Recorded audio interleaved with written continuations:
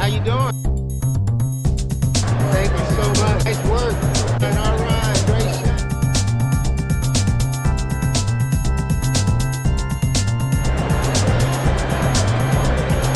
Thank you. Thank you so much. Okay, Marcus Williams. I'm an illustrator, aka Marcus the Visual Online and stuff. I just think it's super dope, and looks like other people think it's dope too.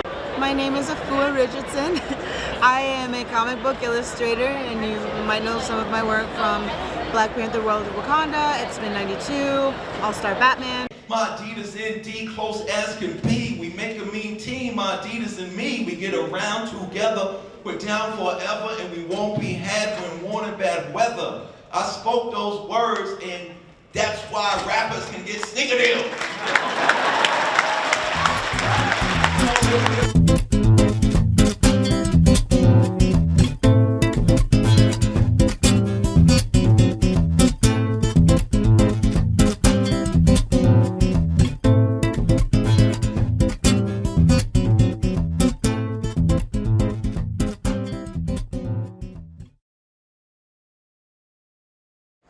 How you doing?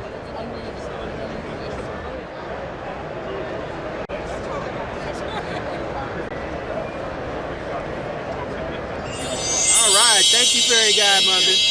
All right, tell us about yourselves, ladies. I'm Pepper Potts. I work for Stark Industries. I'm Felicity Smoke, and currently I'm unemployed. Yeah, but we would really like your vote in 2020, you know. All Making right. the world a better place and not a shithole. And cleaning up after billionaires. Clearly. There you go. That's what we do. I am the Jason Momoa Conan. I stole this from Superman. All right. He had my sword. This is Valkyrie.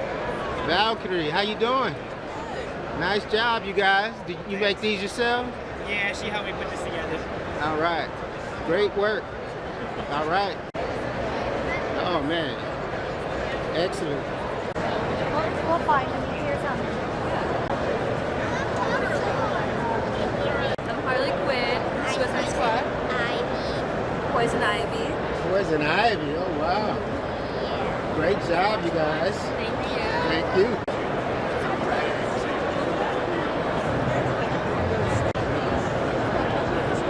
Tell us about your work. I just kind of just design stuff for like for more of a modern kind of thing. I redesign characters for more postmodern kind of idea, or, you know, for new designs, stuff like that.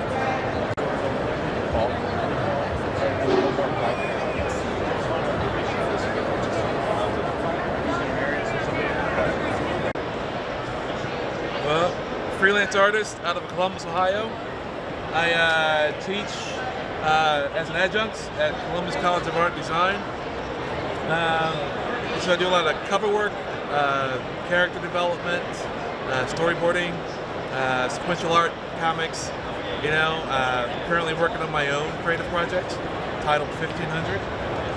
And yeah, so I'm just here enjoying Chicago, man, enjoying the show.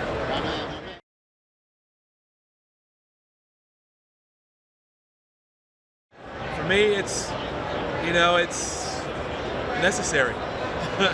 You know, I mean, I think, you know, representation from all sorts is important, you know, to just, not just for myself, or, you know, but it's also just for, just to let people know of what other people are doing, you know, and just to know outside of their own world, there's other things that are going on.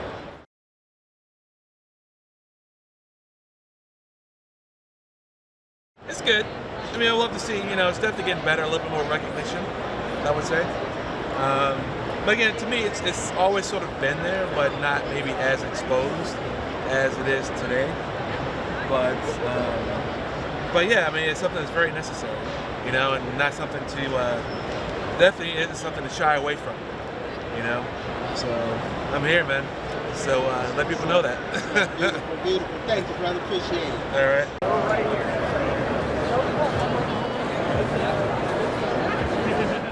Okay, Marcus Williams. I'm an illustrator, aka Marcus the Visual Online and stuff.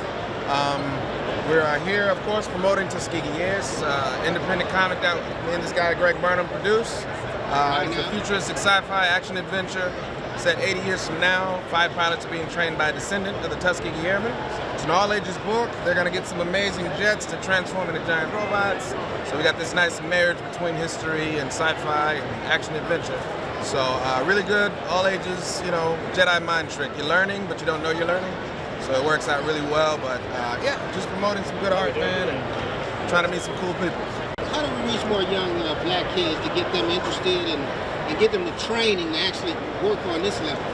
Well, I mean, the cool thing is you got to draw what you're a fan of. That'll actually make you draw more. I didn't know I was a character artist when I was a kid, but that's all I drew. So I drew Street Fighter. I was addicted to Street Fighter as a kid. Mario, Sonic the Hedgehog, Ninja Turtles. Those are the things that kept me drawing. So if you actually target what kids are interested in, that's what they'll draw. You know, don't try to force them. I hated drawing live action. I should say still life. I hated it. I didn't want to draw shoes. I didn't want to draw stuff on the table. I just wanted to draw comic characters. And so that's what, you know, made me draw day in, day out. So if you target what they're interested in, it'll get them, you know, that's what they'll fill up sketchbooks with. They're already watching or playing the content, Pokemon or anime, whatever it is. So the best way is just target what they're interested in. Yeah. Encourage you when you were young? Honestly, I never had any discouragement. Encouragement-wise, I would say it's just my brothers, you know, they got to see what I was doing. My oldest brother was the artist of the family, so when he stopped, I just kept going.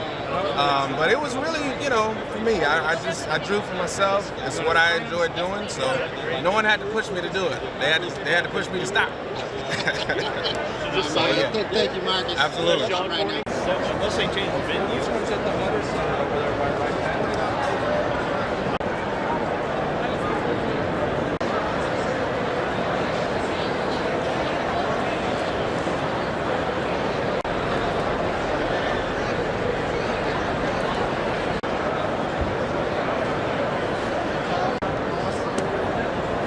You like that one? Yeah. Nice to meet you. Keep exploring sci-fi. Tell us about Afrofuturism. What's going on with all that? What's going on with Afrofuturism? Well, Afrofuturism is a way of looking at the future or alternate realities, but through a black cultural lens. So you get to look at liberation, imagination, technology, mysticism. You can look at it through the perspective of art and music, and you know, just look at really cool people who've really been into sci-fi or contributions people have always made to technologies and visions around the future. So I just think it's super dope, and it looks like other people think it's dope too. How does this respond to that bleak attitude that some people have? I think what it demonstrates is that resilience and optimism and the imagination have always helped to transform people's circumstances and move them forward. So Afrofuturism is just a reminder of that, just a different lens. Couldn't have said it better. Thank you so much. All right, have a good one. All right, you too.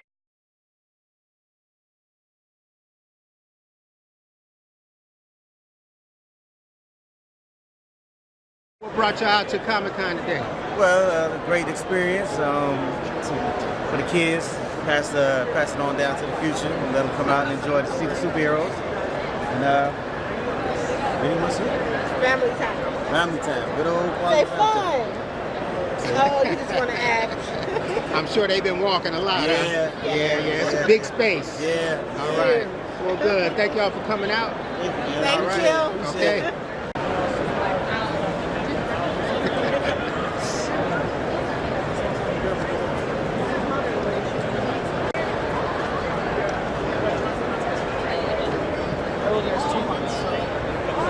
Hi, welcome to MCH Media. And I'm Charles Humphrey, one of the co-founders of MCH Media. We welcome you to our display. It's my protege, Mr. Noah. Noah, can you say hi? Hi. Stand up and say hi. Hello. Was how you doing? All right. Tell us about your character.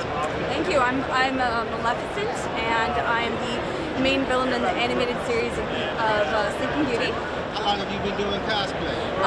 For about 3 years, I want to say. I try and go to conventions specifically for cosplay, and I'll change it up. Like, I don't always do villains, I don't always do Disney, so I like to do new things every time. Yeah. Excellent. Let me get that full length shot right quick. Oh, nice. So what are you guys doing here today? We usually come every year, actually. So this is year number what? 5? I think? 5. Yeah. So you guys just fans? Yeah. All right, cool. What is it that you like about Comic-Con? I think it's because our dad got us started at comics at an early age, so just kind of carried on from there. Nice. Thank you so much. This one's bigger though. Been in New York. New York. How you doing? All right. In school, I really enjoyed math. Didn't do too well in science, but I did very well in math. Science was a little difficult for me. So I just parlayed my love for math into a career in engineering, and then I used that to fund my, this is my hobby of doing comics, buying, selling, trading, drawing, the whole nine. Well, I would like to ask a question. Yeah. Could you teach me how to draw, like you can draw this?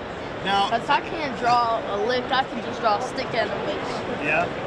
Well, this is my buddy Sajad. He'll be right back. And he is amazing.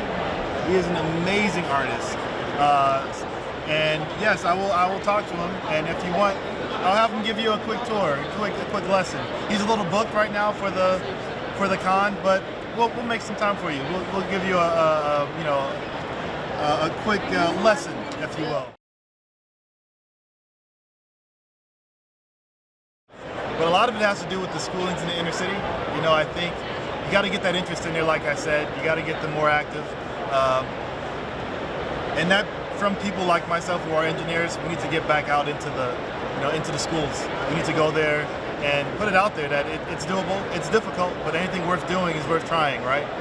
You should try to do it, get out there, and it's worth it, so. I have not had to use my mathematical skills because most of what I do when I test, it's just to find bugs. And I don't find bugs at the what's that level? The developer level. I just find it in the practical level when it's already been implemented. Yeah. So when you're playing games, do you play Fortnite at all? I've played it once. It seemed pretty interesting. It's very much removed from me. It's a whole different type of gaming. I grew up with Super Mario Brothers. Yeah, so this is a whole different. Yeah, when you got stuff like Telltale, so that stuff is so realistic. Oh, Telltale's. I love Telltale's games. They got, most people chose to save Selena in episode 2. Penguin, I chose to stay far. Because you're gonna, in episode 3, you're gonna, what happened to Selena? No. See, you're at a comic convention, right? I guarantee you almost everyone would have chose to save Selena because in Batman 50 that just came out about a few months back, Bruce Wayne and Selena Kyle get married. But the game did exist well before the comics came out. But yeah. Listen to you. It's funny because he's alone.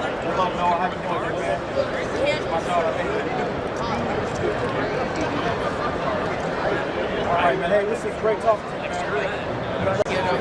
If it was a guy that makes all movie props? No, it was like a Action. Good work. Thank you. Thank you. All right. Thank you so much. Thank you. And all right, great shot. Saladeen, keep it a flame. Yeah, you can have some candy. Free. What made y'all go through all this effort to dress up and come out today? We love it. It's like a Halloween when it's on Halloween. I know that's right. Not only that, but you gotta think about it like this. I've been a geek, been a nerd my entire life. But at the end of the day, you come places like this and just be one. You're just like, no one talks about anybody in a bad way. It's You look at stuff like this, like, oh, look, He-Man, or, Nice.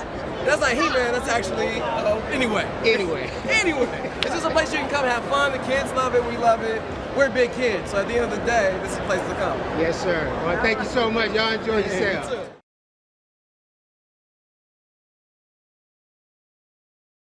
I'm at this panel because a lot of the panelists are great minds who love Afrofuturism, love to see black people in creative spaces. A lot of times when we talk about the future, it's not a lot of people of color in those images. So this gives us a chance to understand why that is and who are the people trying to make a change with seeing us in the future. All right. What you think about the most recent Spider-Man movie? Oh, I loved it. A great moment that I actually missed was my nephew. He's 3 years old, and he's always energetic and running around, but as soon as the movie turned on, he sat down Indian style and yelled out, "That's me." And I was like, wow, to be able to be only 3 years old to recognize the character and to be able to relate just off looking at him was really important to me. It was very touching. Those takes on the future. Within Afrofuturism, there's a lot of valuing of the divine feminine. There's also a lot of excitement about looking at the future, the past, and present as one, you know, playing with time dimensions a lot. And I think you'll see a lot of those ideas when you do the deep dive. I would add to that, whenever I'm asked for like a one-sentence definition, I think the political element of it is that, for me, Afrofuturism is the simple premise that black people will continue to exist. That's revolutionary. Such a simple and a radical premise, and one that has not undergirded so much of what we've been given to consume, especially as fans of sci-fi or fantasy or speculative work. And I think, as Ytasha just said, there's also, I think, a troubling, the future and Afrofuturism isn't just the literal future, because I also think that as black people, we trouble notions of linear time. And so there are people who are Afrofuturists who are also engaging with what might be considered the past and actually blurring the line between the past, present, and future. And I think what's exciting about the fact that the term is still new is exciting, because there's a lot of space for us to continue like pushing and experimenting and asking questions and saying, okay, what does this thing really mean, and what does it mean for how we make art? I think most people don't even know that they are Afrofuturists. I think hip hop represents that too. But when you look at the future doesn't begin to manifest itself until you fix your now. So, you know, for me, hip hop was that thing where we was living in a dark, desolate world of destruction, death, and despair. And we looked around, and I think one of the greatest aspects of the black existence and human existence is no excuses. No excuses. A lot of us think that we need things outside of us to help us. Now, you might need some individuals, you might need some education and information and direction and stuff like that. But I think even Albert Einstein was on to something with Afrofuturism. Because Albert Einstein said, like you said, he said, the imagination is, now this is the smartest man in history almost, right? Right? When you think of the most educated people, you know, Steve Jobs and all this, but Albert Einstein was like the pinnacle. He said, the imagination is more important than knowledge. He didn't say knowledge wasn't necessary. He said imagination is more important than knowledge, because what this whole Comic-Con represents is, look what happens when you put imagination with knowledge. Or look what happens when you put imagination with information.